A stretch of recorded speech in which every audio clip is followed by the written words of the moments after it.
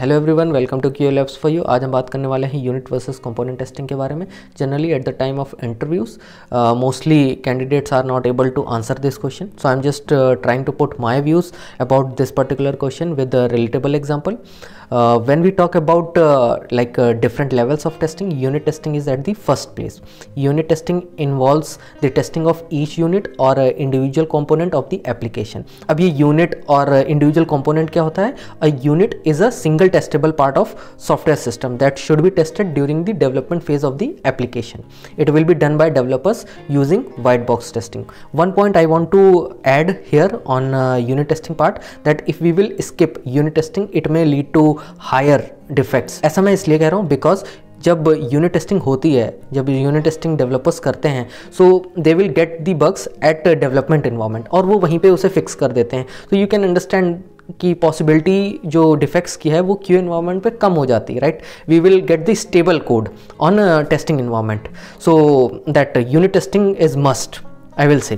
Now let's understand the component testing. It includes testing of each component module of the software individually.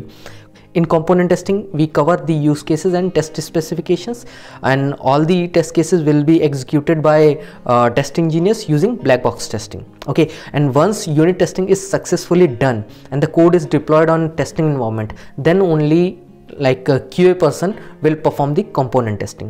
Now we can take an example. Suppose we have to deliver one application xyz.com to our client, and it contains 3 modules: login, home page, and then the third one is account section. Okay, अब जब इस particular application को मुझे client को deliver करना है, मुझे development team लेनी होगी, टेस्टिंग टीम लेनी होगी, राइट. अब ऐसा तो है नहीं कि एक ही डेवलपर सारी चीज़ें डेवलप कर देगा, डिफरेंट डेवलपर्स काम कर रहे होंगे. सपोज डेवलपर 1 जो है वो लॉगिन पे कर रहा है, सेकंड वाला होम पे कर रहा है, थर्ड वाला अकाउंट सेक्शन पे कर रहा है, right.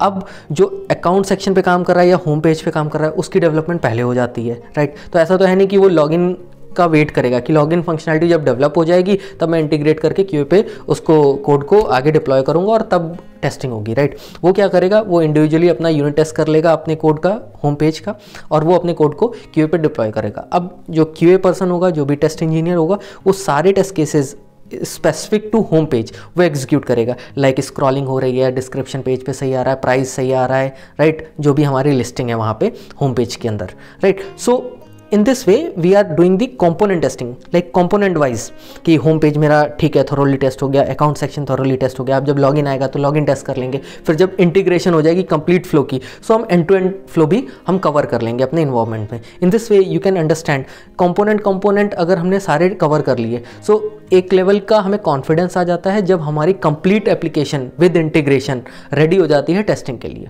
So I think now you are able to understand the difference between unit testing and the component testing. कौन करता है यूनिट, कौन करता है कंपोनेंट टेस्टिंग, आपको क्लियर हो गया होगा. If you have some different views, some different thoughts, you can put all your views in the comment section. मिलते हैं नेक्स्ट वीडियो में नए टॉपिक के साथ. Till then, bye bye.